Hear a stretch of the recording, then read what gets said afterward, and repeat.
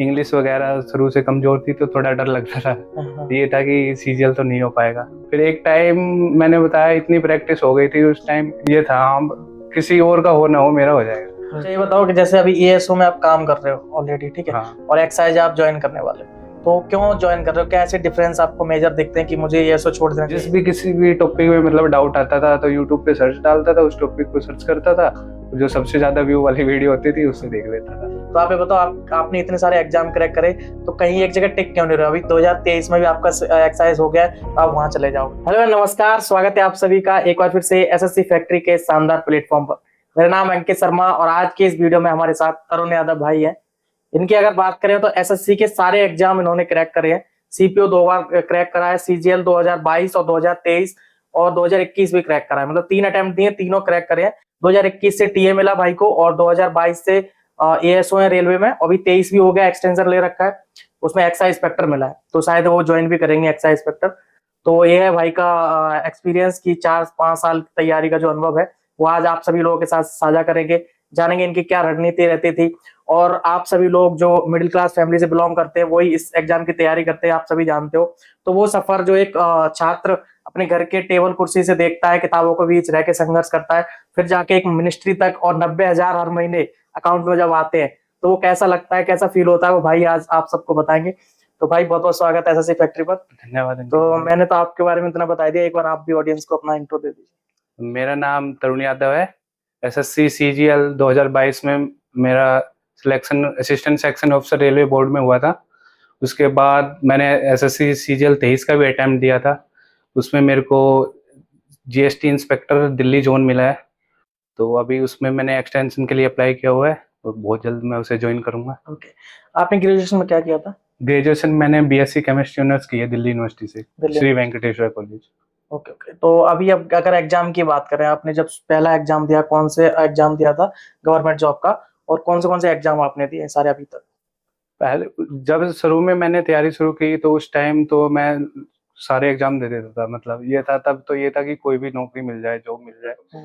तब मतलब ऐसे कोई सोच के उस टाइम ये था कि ऐसे सीजीएल का सोचा ही नहीं था, मतलब इंग्लिश वगैरह शुरू से कमजोर थी तो थोड़ा डर लगता था। हाँ। ये था कि सीजीएल तो नहीं हो पाएगा, तो मतलब एग्जाम सारे ही देता था शुरू में। सबसे पहले मैंने शायद एसएससी एमटीएस का दिया था, ओके। और तो वो तो नहीं हुआ था तब, क्योंकि तब बिना तैयारी के दिया था वो मैंने ना, तैयारी बिल्कुल नहीं।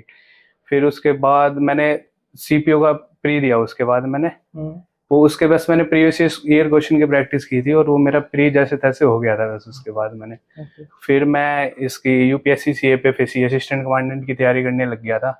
फिर उसकी तैयारी की, उसके भी मैंने 2 अटेम्प्ट दिए। उसमें 2 एग्जाम होते हैं, पहला ऑब्जेक्टिव होता है, दूसरा सब्जेक्टिव। तो ऑब्जेक्टिव में मैं अच्छा स्कोर कर लेता था लेकिन डिस्क्रिप्टिव में रह जाता था। फिर ये था कि अब कोई ना कोई जॉब लेनी है, तो फिर एसएससी के प्री वगैरह तो निकल ही जाते थे, मेंस वगैरह में रह जाता था। तो मैंने फिर कि अब तो एक ही नाव में सवार होना पड़ेगा, तो फिर मैंने एसएससी की तैयारी शुरू की।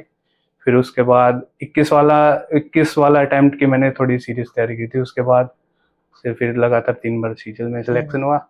उसके बाद आरआरबी एनटीपीसी में भी सिलेक्शन हुआ, डी ट्रिपल एसपी में भी सिलेक्शन हुआ, और एसएससी के सारे एग्जाम क्लियर हो गए उसके बाद। ओके, आप कहाँ से बिलोंग करते हो और आपके परिवार में घर में कौन कौन है और क्या करते हैं सब?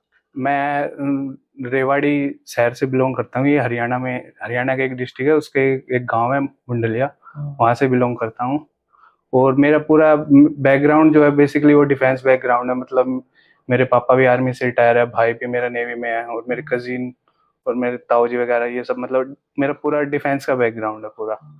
तो एससी जर्नी मतलब ये मतलब अनएक्सपेक्टेड थी इतना, मतलब जैसे डिफेंस के एग्जाम की तैयारी करना मेरे लिए आसान था क्योंकि उसका मेरे को पूरे ओवरव्यू था एक तरीके से, लेकिन एसएससी का मतलब बहुत ही अलग थी, डिफरेंट। तो बट आप तो दिल्ली के पास में हो, दिल्ली में आपने ग्रेजुएशन करा है और यहाँ तो माहौल है ही एसएससी यूपीएससी का, फिर भी आपको पता नहीं था एसएससी और इस सब के? कॉलेज के टाइम ना ऐसे ही मौज मस्ती में निकाल दी थी कॉलेज के टाइम। अच्छा। तो उस टाइम इतना सोचा भी नहीं था जॉब वगैरह का। सब मतलब यार दोस्त थे जो सेकंड ईयर में सब आईआईटी जैम वगैरह की तैयारी करने लग गया, मैं उस टाइम भी कुछ नहीं कर रहा था। मैं बस एसएसबी इंटरव्यू वगैरह तो मैंने दिए थे, उधर हो नहीं रहा था। फिर लास्ट में मैंने सोचा फाइनल ईयर आते आते कि अब एयरफोर्स एक्स ग्रुप की तैयारी करके उधर निकल लेता हूँ। रिटर्न मेरा क्वालिफाई हो गया था, उसके बाद फिजिकल भी हो गया था, लेकिन वहाँ पे मैं मेडिकल अनफिट हो गया था क्योंकि मेडिकल से पहले मेरा फ्रैक्चर हो गई थी लेग। तो उसके बाद फिर मैंने एमएससी एंट्रेंस दिया, लेकिन उसमें भी नहीं हो पाया किसी रीजन से। फिर उसके बाद मैंने सोचा अब गवर्नमेंट जॉब की तैयारी करते हैं।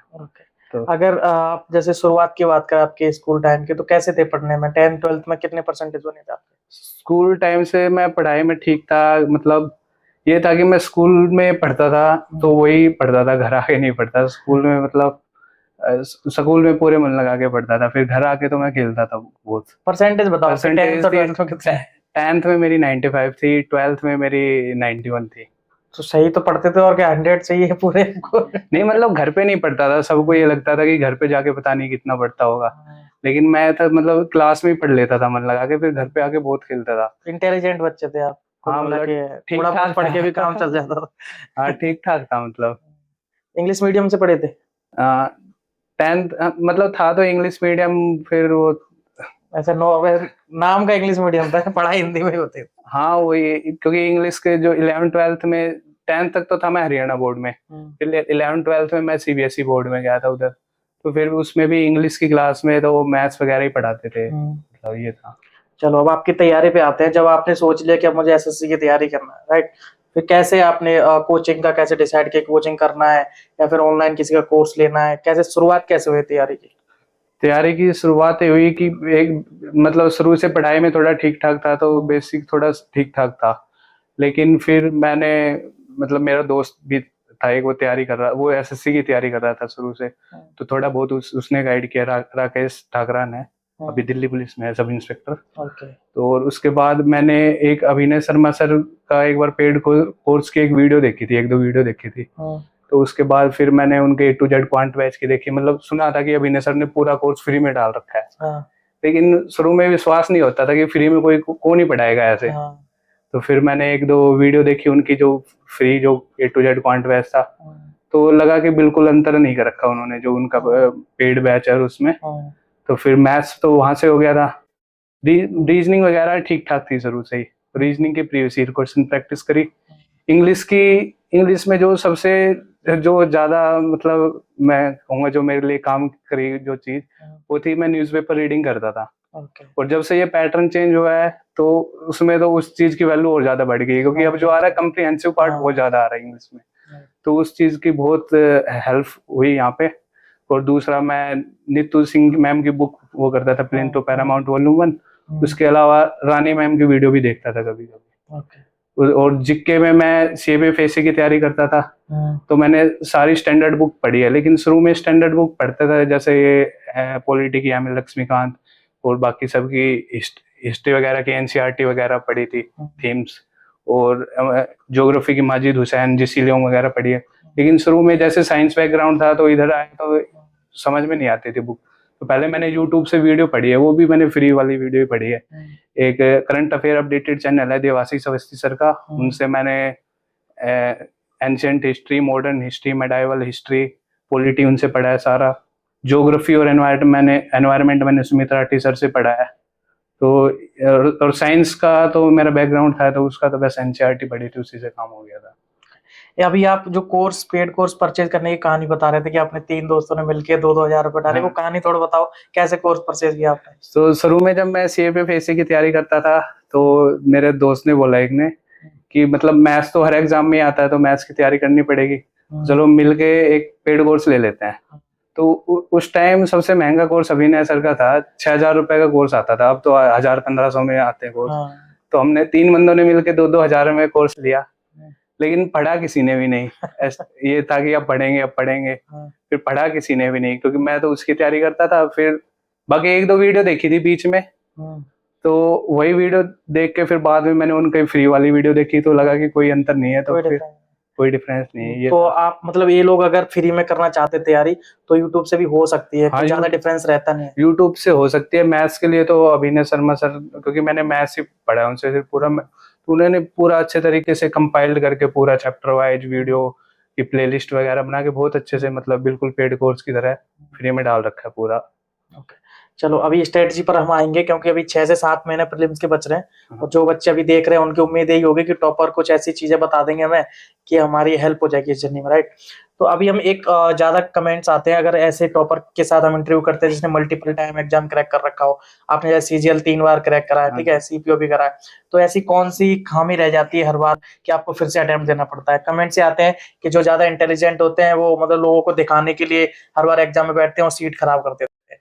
तो आप ये बताओ, आपने इतने सारे एग्जाम क्रैक करे तो कहीं एक जगह टिक क्यों नहीं रहे? अभी 2023 में भी आपका एक्सरसाइज हो गया है, तो आप वहां चले जाओगे।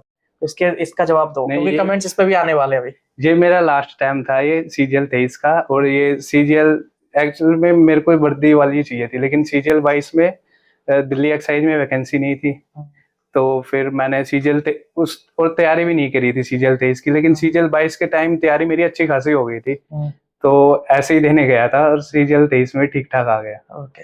अच्छा ये बताओ कि जैसे अभी एएसओ में आप काम कर रहे हो ऑलरेडी, ठीक है, हाँ। और एक्साइज आप ज्वाइन करने वाले हो, तो क्यों ज्वाइन कर रहे हो? क्या ऐसे डिफरेंस आपको मेजर दिखते हैं कि मुझे एएसओ छोड़ देना चाहिए? क्योंकि ये स्टेबल जॉब है, बढ़िया दिल्ली में रह रहे हो, घर पास में, फिर आप एक्साइज में क्यों जाना चाह रहे हो? तो सैलरी तो दोनों में सेम है, क्योंकि दोनों का ग्रेड पे सेम है। हाँ। लेकिन एक्साइज में एक तो वर्दी है, हाँ। दूसरा उसमें मैं घर के पास और ज्यादा पास भी जा सकता हूँ अपने, मतलब मेरा होम स्टेट हरियाणा है, तो हरियाणा भी दिल्ली एक्साइज के अंडर ही आता है, तो अपने होम स्टेट में मतलब होम डिस्ट्रिक्ट में भी पोस्टेड हो सकता हूँ, तो दूसरा रीजन ये है। ओके। अभी हम लोग क्या करते हैं, इंस्टाग्राम पे भी हमारे अभी ठीक ठाक फॉलोवर हो गए, तो वहाँ पे जो नए एक्साइज इंस्पेक्टर बनते हैं वो वर्दी के साथ और गाड़ी के साथ अपने रील वील बनाते हैं, वो पोस्ट करते हैं, और बहुत सारे बच्चे मोटिवेट भी होते हैं। शुरुआत में हमने भी ऐसे रील्स पे देख के ही मोटिवेट हुआ था कि ये 3 स्टार मिलते हैं। अभी जैसे बहुत सारे टॉपर्स हैं जो यूट्यूब पे वीडियोस बनाते हैं, तो उनका ये कहना है कि यार ये वर्दी फालतू में दिखाते हैं, दिखावा करते हैं बच्चों को, मतलब बच्चे इससे अपना रास्ता भटक जाते हैं। आपको जब वर्दी मिलेगी तो आप भी रील वगैरह पोस्ट वगैरह करोगे इंस्टाग्राम पे? नहीं, मैं इतना कुछ नहीं करूंगा। मतलब एसएससी की जो मतलब ठीक ठाक है एक मिडिल क्लास फैमिली वाले के लिए, मतलब बहुत ज्यादा मतलब पावर और ये सब जो जितना बढ़ा चढ़ा के इतना दिखाते हैं, इतना भी कुछ नहीं है, क्योंकि जब सिलेक्शन होने के बाद रियलिटी में आते हैं इधर, तो वो अलग ही होता है फिर। नहीं, इस पे आपका क्या टेक है? मतलब ये दिखाना गलत है कि सही है यार? मतलब किसी ने मेहनत करके अपनी वर्दी लिए तो वही तो वो चीज दिखाएगा, क्यों नहीं दिखाएगा? फोटो पोस्ट करेगा मोटिवेट करने के लिए, वहां तक तो ठीक है, लेकिन उसका फिर कई बार ज्यादा हो जाता है ना, मतलब। चलो, तो अभी अगर स्ट्रेटजी की हम बात करें, जो 2024 में बच्चे देंगे अपना एग्जाम, और अभी से अगर वो तैयारी शुरू करें, तो आप सब्जेक्ट वाइज बताओ थोड़ा कि मैथ और इंग्लिश रीजनिंग ये कैसे कैसे कर सकते हैं। तो पहले अपन मैथ से ही शुरू करते हैं, राइट। तो मैथ को कैसे कर सकते हैं अगर आज से या फिर अभी कुछ दिनों से तैयारी शुरू करिए, तो अभी से अगर उसका सिलेक्शन हो जाए तो क्या ऐसी स्ट्रेटजी होनी चाहिए मैथ को लेकर? एक बार सबसे पहले तो आप एक बार प्रीवियस ईयर क्वेश्चन के एक बराबर भी ले ले, ताकि पता चले कि किस टाइप के क्वेश्चन आते हैं और कहाँ से आते हैं। तो और उसके बाद या तो यूट्यूब वगैरह पे आजकल इतने रिसोर्सेज है, या फिर अगर पेड कोर्स का सिर्फ एक ये फायदा होता है कि आपको कंपाइल करके चीजें सारी एक जगह मिल जाती है, ज्यादा इधर उधर भटकना नहीं पड़ता। उसके बाद बाकी पेड कोर्स ले रहे हैं तो किसी भी मैथ्स का तो मैं नहीं समझता लेना चाहिए, क्योंकि अभिनय सर ने काफी अच्छा डाल रखा है पूरे कंपाइल करके। किसी भी एक टीचर से पढ़ लीजिए जिसका भी समझ में आता है, मतलब एक बार उनसे सिलेबस कंप्लीट कर लीजिए, उसके बाद फिर प्रीवियस ईयर क्वेश्चन की प्रैक्टिस करिए। जो सबसे ज्यादा एसएससी में जो इम्पोर्टेंट है वो है प्रैक्टिस, क्योंकि आता सबको है, लेकिन वो एग्जाम में वो कम टाइम में, मतलब टाइम के प्रेशर के अंदर करना, वो प्रैक्टिस से ही होगा। ज्यादा कोई टीचर नहीं करा सकता, वो फिर वो प्रैक्टिस। जल्दी सिलेबस खत्म करो, ज्यादा सिलेबस करो और अपने हाथ से क्वेश्चन सोल्व करो जितने ज्यादा हो। ऐसे लेट के टीचर्स क्वेश्चन सॉल्व करना, ऐसे वीडियो तो ऐसे वीडियो कितनी देखते जाओ, उससे कुछ नहीं होने वाला। राइट। चलिए अब इंग्लिश की बात करें तो कैसे कर सकते हैं? इंग्लिश में जैसे 3 पार्ट है ना, तो कॉम्प्रिहेंशन को लेके कैसे करना चाहिए, ग्रामर कैसे करना चाहिए? एक तो वोकैब वगैरह तो उसकी तो रिवीजन करते रहो डेली, सुबह मॉर्निंग वगैरह में या जब भी टाइम मिले। दूसरा, अब इंग्लिश में कम्प्रिहेंसिव पार्ट ज्यादा आ रहा है, तो उसके लिए रीडिंग स्किल अच्छी होनी चाहिए। रीडिंग स्किल्स के लिए न्यूज़पेपर या नॉवल वगैरह, रीडिंग स्किल मतलब ये ऐसा नहीं है कि 1-2 दिन में बन जाएगी, वो टाइम के साथ धीरे धीरे मतलब बढ़ेगी। तो उसके लिए फिर डेली वो रीडिंग की हैबिट डालनी पड़ेगी उसके लिए वो। और ग्रामर वगैरह के लिए प्लिंटो पैरामाउंट बुक है नीतू सिंह मैम की, तो वो कर सकते हैं। ओके। और अभी जैसे रीजनिंग कैसे करना है? रीजनिंग के लिए तो मैंने एक ही चीज की थी कि प्रीवियस ईयर क्वेश्चन उठाए थे और प्रैक्टिस करी थी। जिस भी किसी भी टॉपिक में मतलब डाउट आता था तो यूट्यूब पे सर्च डालता था, उस टॉपिक को सर्च करता था, जो सबसे ज्यादा व्यू वाली वीडियो होती थी उससे देख लेता था।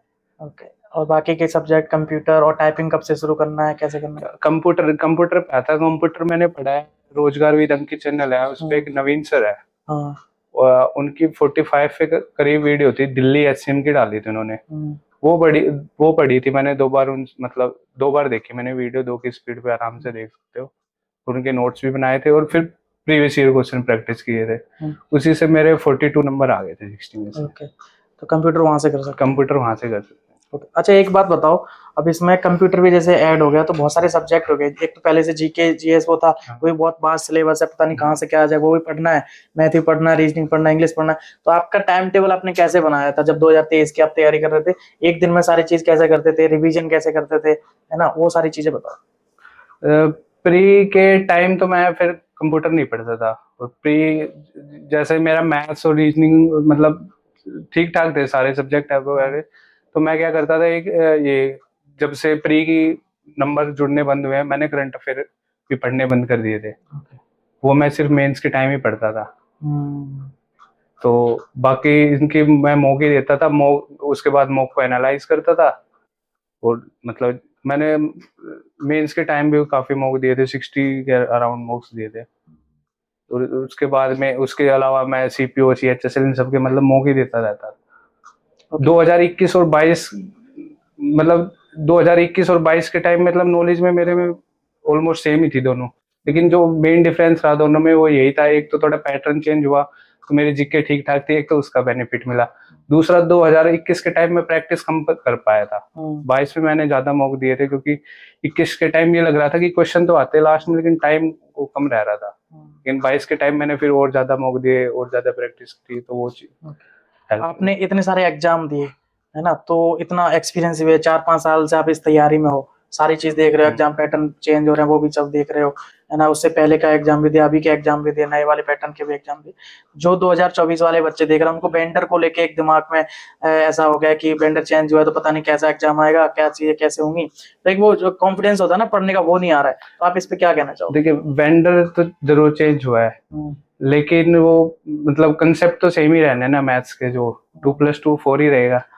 हाँ, तो अगर जो कुछ नए पैटर्न पे क्वेश्चन भी आएंगे वो सबके लिए नए होंगे। जो सबसे मेन बात है कि अपने ऊपर कॉन्फिडेंस रखो। अब कि कोई मतलब ये नया आएगा तो सबके लिए नया है, वरना मैं मतलब जैसे मेरा DSSS में भी हुआ था, एक हेड क्लर्क में 7 वैकेंसी में। उस टाइम फॉर्म फिल करते टाइम ये लग रहा था कि 7 वैकेंसी में क्या ही होगा, लेकिन उस टाइम तक फिर मेंस आया तब तक ये हो गया था कि हाँ अब अगर एक का भी होगा तो मेरा हो जाएगा। उस टाइम ये था, क्योंकि उस टाइम तक तैयारी ठीक ठाक हो गई थी मेरी। ओके। अभी जैसे इनमें कोई गलतियां आप बताना चाहो, क्योंकि जो नए बच्चे हैं वो उनको पता नहीं होता कि क्या गलतियां, मतलब किन गलतियों से बचना है, कौन सी वो गलतियां कर रहे होंगे अभी, तो उनको आइडिया लग जाए कि ये मिस्टेक नहीं करना है। तो आप अपने अनुभव से बताओ कि किन किन गलतियों से बचना है। एक तो आजकल YouTube पे बहुत ज्यादा चैनल हो गए, बहुत ज्यादा रिसोर्सेज हो गए, तो सब भटक जाते हैं, एक वीडियो उसकी देख रहे, एक वीडियो। तो मतलब ऐसा नहीं करना, किसी भी एक को फॉलो कर लो सिंसियरली, उसी मतलब उस पर ट्रस्ट करके, उसके जो ठीक ठाक हो जेन्युइन, मतलब सोर्सेज कम रखो, फिर उसका रिवीजन करो मल्टीपल टाइम। सोर्सेज मिनिमम रखने हैं बस। नोट्स कैसे बनाते थे, कैसे रिवीजन करते थे आप? मैं शुरू में तो मैंने मतलब जो नोट्स बनाए थे एक बार उसके थ्रू गो थ्रू करके, फिर मैं मॉक टेस्ट के थ्रू रिवीजन करता था। मॉक टेस्ट देता था, उसमें जो गलत होते थे या जो मैं सही क्वेश्चन को भी एनालाइज करता था। उसके बाद जो कुछ एक्स्ट्रा पॉइंट ऐड होते थे उनको अपने नोट्स वगैरह में ऐड कर लेता था। तो मॉक काफी हेल्पफुल रहते हैं रिवीजन में। आपने कितनी बार रियल एग्जाम दिए हैं? हॉल में जाने का एक्सपीरियंस कितनी बार का आपका? एग्जाम हॉल का तो एक्सपीरियंस मेरे पास पूरा बंडल रखा होगा इतने एडमिट कार्ड का। ओके। तो जो नए बच्चे मतलब एक भी वैकेंसी होती थी ना, मैं एग्जाम देने पहुंच जाता था। ओके। तो अभी जो नए बच्चे एक ही बार एग्जाम हॉल में नहीं गए, तो वहाँ के थोड़े बताओ कि क्या क्या चीजें उनको ध्यान में रखनी है। क्या होता है ना, मॉक्स में तो अच्छे नंबर आ रहे हैं, जब रियल एग्जाम बैठते हैं तो प्रेशर में आ जाते हैं, हाथ में पसीने आने लगते हैं और कुछ कुछ सिली मिस्टेक करके उनका एग्जाम खराब हो जाता है। किन किन बातों का ध्यान रखना है?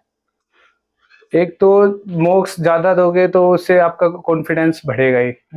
दूसरा एक होता है जैसे एग्जाम देने बैठते हैं तो किसी क्वेश्चन को ईगो पे नहीं लेना है, हाँ तो मतलब स्किप करके करने हैं क्वेश्चन। ये चीज मेरे को समझ में आई थी 2021 वाले अटेम्प्ट के बाद, अच्छा क्योंकि कई बार हम क्वेश्चन पे क्या कर देते हैं, कई बार गलत क्वेश्चन भी आ जाते हैं बीच में एक दो, और उस पर हम टाइम बहुत ज्यादा वेस्ट कर देते हैं। हाँ लेकिन स्किप करके करने का फायदा, ये 23 वाले एग्जाम में मेरे को बहुत बेनिफिट मिला है, क्योंकि इस टाइम थोड़ी मैथ थोड़ी हार्ड आ गई थी, लेकिन मैंने स्किप करके किया था। तो मैंने 27 ही अटेम्प्ट कर पाया था 30 में से, लेकिन 27 के 27 ठीक थे मेरे। ओके तो वो एक्यूरेसी जो थी, मतलब 27 के टाइम मैंने मेंस के टाइम एक भी मॉक नहीं दिया मैंने। वो सब जो 22 के टाइम जो मैंने प्रैक्टिस की थी, तो ये ऐसा है कि एक बार अगर आपकी तैयारी हो जाएगी अच्छी, उसके बाद किसी भी एग्जाम में बैठ जाओ हो जाएगा, वो मतलब आपकी हैबिट में आ जाएंगी। हाँ हैबिट में आ जाएंगी चीजें उसके बाद। चलिए लगभग सारी चीज डिस्कस कर ही ली हमने, तो लास्ट में कुछ भी आप इस इंटरव्यू में छूट रहा हो, या आपके मन में कुछ बातें हो जो आप बताना चाह रहे हो, या लास्ट में क्या मैसेज, क्या संदेश देना चाहोगे जो एस्पिरेंट्स अभी आपको देख रहे हैं? तो मैसेज यही है कि मतलब किसी भी एक सोर्स को फॉलो कर, मतलब सोर्स अपने कम से कम रखो और मल्टीपल रिवीजन करो, और प्रीवियस क्वेश्चन की प्रैक्टिस करना सबसे ज्यादा इम्पोर्टेंट है एसएससी में, क्योंकि और अभी मतलब वेंडर चेंज हो रहा है तो सबके मन में एक डाउट तो है ही, कहीं पैटर्न चेंज ना हो जाए। तो वो पैटर्न चेंज होगा वो सबके लिए ही नया है, वो कट ऑफ डाउन हो जाएगी अपने आप ना। तो बाकी कंसेप्ट तो वही रहने हैं सेम मैथ के। चलिए तरुण भाई, thank you so much, and अच्छा Thank लगा you भाई। आपसे मिलके। उम्मीद करते हैं आपको बहुत कुछ सीखने को मिला होगा।